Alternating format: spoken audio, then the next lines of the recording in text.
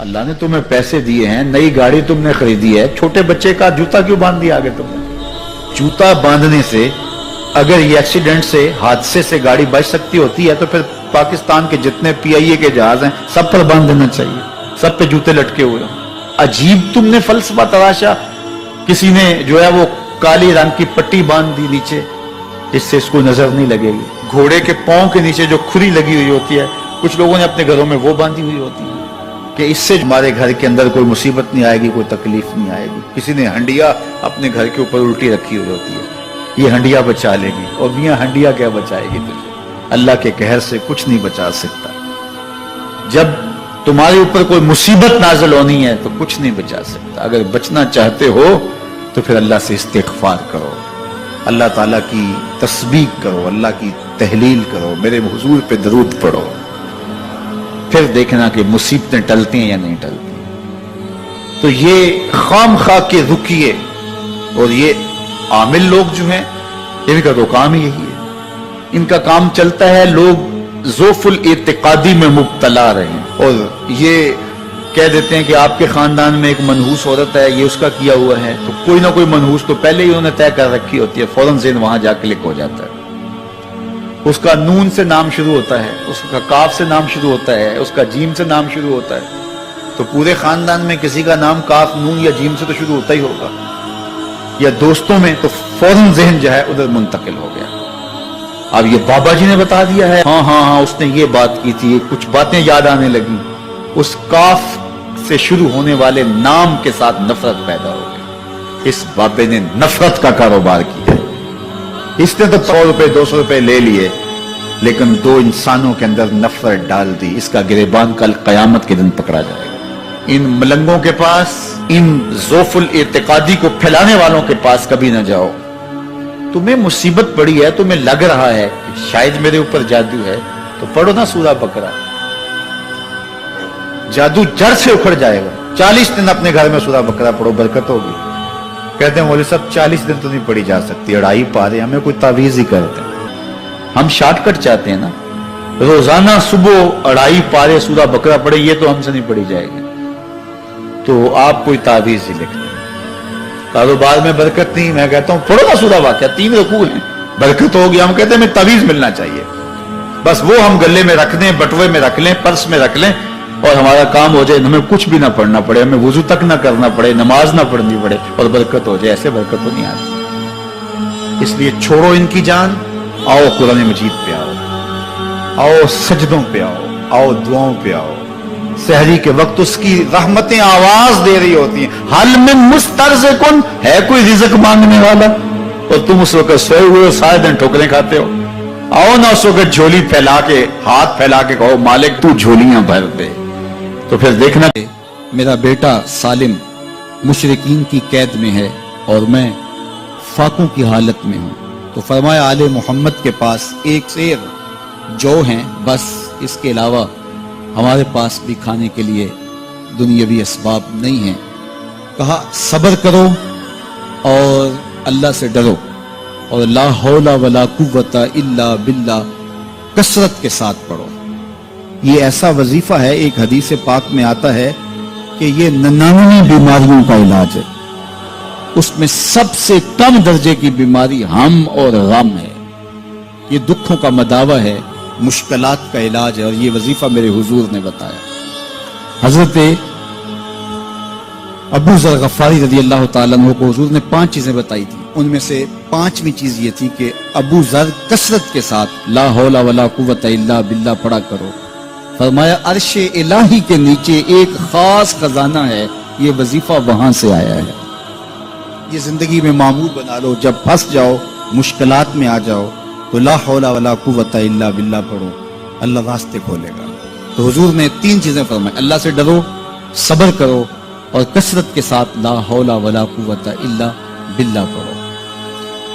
وہ فرماتے ہیں کہ میں یہ عمل شروع کیا, ابھی گھر میں بیٹھا ہی تھا کہ دروازے پہ دستک ہوئی, تو میں اٹھا کہ دروازہ کھولوں دیکھوں کہ کون ہے.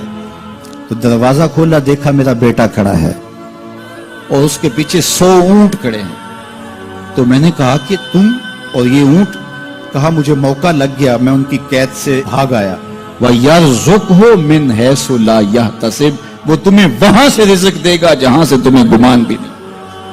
اس کے ہو کے تو دیکھو، اللہ اکبر، اللہ کے ہو جاؤ تو پھر وہ تمہاری ضرورتوں کا کفیل ہو جائے۔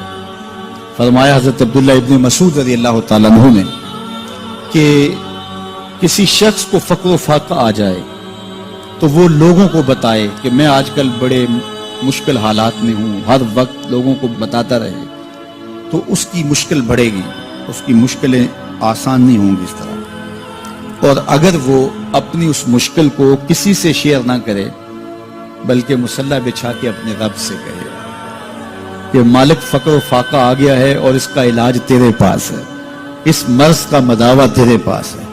تو حضرت عبداللہ ابن مسعود فرماتے ہیں کہ رسول کریم نے فرمایا جلد یا بدیر اللہ اس کو مالا مال فرما دے گا۔ یہ بھی کبھی کر کے دیکھو، مشکل آ جائے، فاقہ آ جائے۔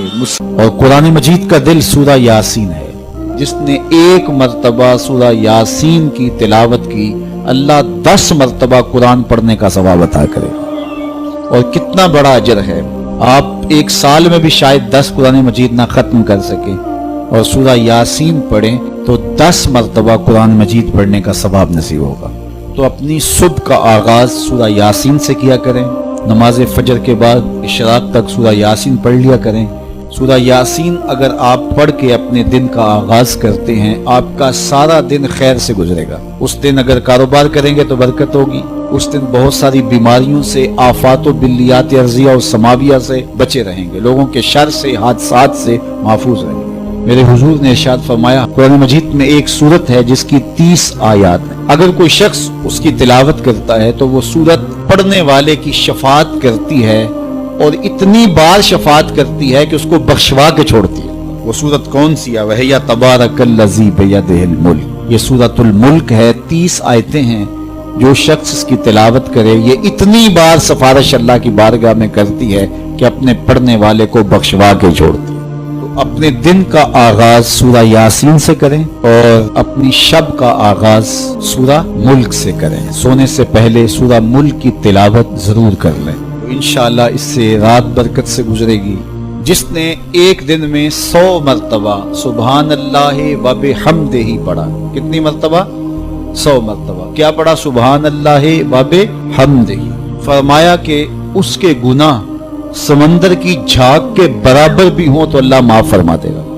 تو یہ اپنے وظائف میں شامل کر لیجئے، سبحان اللہ و بحمدہ۔ اور حدیث بخاری ہے کہ 2 کلمے ایسے ہیں جو اللہ کو محبوب ہیں اور زبان پر مشکل نہیں، زبان پر بڑے آسان ہیں، اور جب میزان پہ رکھے جائیں گے تو پلڑے کو جھکا دیں گے، بڑے بھاری ہیں میزان پہ۔ وہ 2 کلمے یہی ہیں، سبحان اللہ و بحمدہ، سبحان اللہ العظیم۔ تو اگر اس کو 100 مرتبہ روزانہ پڑھے تو سمندر کی جھاگ کے برابر بھی گناہ ہو تو اللہ معاف فرما دیتا ہے۔ اللہ فرماتا ہے ما یفعل اللہ بعذابکم، وہ تمہیں عذاب دے کے کیا کرے گا؟ ذرا لہجہ دیکھیے، ذرا انداز، ما یفعل اللہ بعذابکم، وہ تمہیں عذاب دے کے کیا کرے گا؟ تم اس کی مخلوق ہو، اپنے دستے قدرت سے اس نے تمہیں بنایا ہے، تو وہ تمہیں عذاب دے کے کیا کرے گا؟ اس کی ضرورت نہیں ہے کہ تمہیں عذاب دے، نہ اس کی چاہت ہے کہ تمہیں عذاب دے، کوئی خود چھلانگے لگائے تو اس کی مرضی۔ فرمایا کہ ما یفعل اللہ بعذابکم، وہ تمہیں عذاب دے کے کیا کرے گا؟ ان شکرتم و آمنتم، اگر تم شکر ادا کرو اور ایمان لاؤ، تو وہ تو قدردان ہے جو کوئی اس کا شکر کرتا ہے اور جو اس پر ایمان لاتا ہے۔ تو اللہ اس کے لیے عذاب نہیں رکھا، اس کے لیے رحمتیں رکھی ہوئی ہیں۔ تمہیں دستے قدرت سے بنایا ہے اور وہ تمہیں خوش دیکھنا چاہتا ہے، تمہیں خوشحال دیکھنا چاہتا ہے، تمہیں سرشار دیکھنا چاہتا ہے، تمہیں نہال دیکھنا چاہتا ہے، تمہاری زندگی کو خوشگوار دیکھنا چاہتا ہے۔ تم نے اپنے آپ کو خود اپنے اعمال کی وجہ سے مصیبتوں میں ڈالا ہے، تو کہا شکر کرنے کی عادت ڈال لو، دیکھنا پھر اللہ تعالیٰ جل شانہ کی رحمتیں تمہارے اوپر کس طرح اترتی ہیں، اس کی نوازشیں تمہارے اوپر کیسے برستی ہیں۔ توکل اگر ہم سیکھ جائیں تو توکل ایک ایسی دولت ہے کہ جو خوشحال زندگی کی ضمانت بنتی۔ جب ہم اللہ پر توکل نہیں کرتے اور ہم سمجھتے ہیں یہ سب کچھ ہماری محنت کا نتیجہ ہی ہوگا، اور نتیجہ جب نہیں آتا تو پھر ہم بے چین مضطرب ہو جاتے ہیں، اور جب ہم اس پہ توکل کر لیں تو پھر ہمارا صرف اتنا ہی کام ہے کہ میاں ہم یہ کام کر رہے ہیں، بس یہ حکم، ہم بیج بو رہے ہیں، بس یہ حکم ہے اور بو رہے ہیں، باقی اس پہ بھروسہ ہے، یہ کام اس کا ہے کہ اس نے اس کو اگانا ہے، اس کے اوپر پھل لگانے ہیں۔ تو جب اس پہ توکل ہو جائے تو بندہ سوکھا رہتا ہے، ورنہ بندہ مشکل میں مبتلا ہو جاتا ہے۔ بسا اوقات ایسا ہوتا ہے کہ بندہ ایک منصوبہ تیار کرتا ہے، اس کا عملی نتیجہ اس کو سامنے نظر آ رہا ہوتا ہے، لیکن نتیجہ بالکل الٹ جاتا ہے۔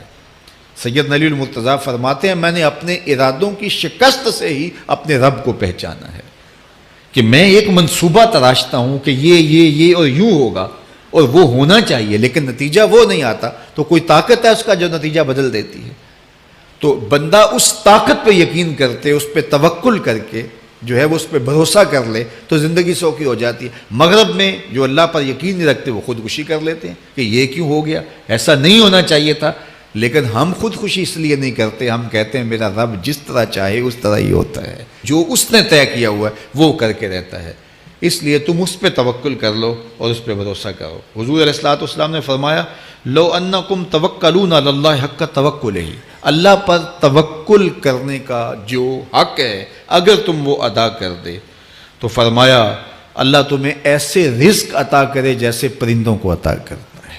ہمارا تو کاروبار ہے، یہ فیکٹری ہے، یہ دکان ہے، یہ ہماری نوکری ہے، ہم نے یہاں سے کمائی کرنی ہے۔ پرندوں کا کوئی کاروبار نہیں ہوتا، کوئی نوکری نہیں ہوتی، کوئی ٹھیا، کوئی اڈا نہیں ہوتا جہاں جا کے انہوں نے رزق کے لیے کوئی آغاز کرنا ہوتا ہے، بلکہ حضور نے فرمایا تغدو خماسا وتروح بطانا، جب وہ صبح گھر سے نکلتے ہیں تو خالی پیٹ نکلتے ہیں اور انہیں کوئی اپنی منزل کا تعین نہیں ہوتا، جدھر خیال آیا اڑ گئے ادھر، لیکن کبھی ایسا نہیں ہوا کہ شام کو خالی پیٹ واپس آئے ہوں، کہا وہ پیٹ بھر کے آتے ہیں۔ باہو بولے بن توکل پنچھی اڑ دے، خرچ نہ پلے زیرا ہو، جب گھر سے اڑتے ہیں تو ان کے پلے نہ کوئی خرچ ہوتا ہے، نہ راس المال ہوتا ہے، نہ کوئی اوزار ہوتے ہیں، نہ کوئی ہتھیار ہوتے ہیں، کچھ بھی نہیں ہوتا، یوں ہی گھر سے نکلتے ہیں، کبھی بھی خالی پیٹ نہیں آئے۔ فرمایا اگر اللہ پہ پرندے توکل کر لیں تو اللہ اسے بھی عطا کرتا ہے، تم توکل کرو گے تو تمہیں عطا نہیں کرے گا۔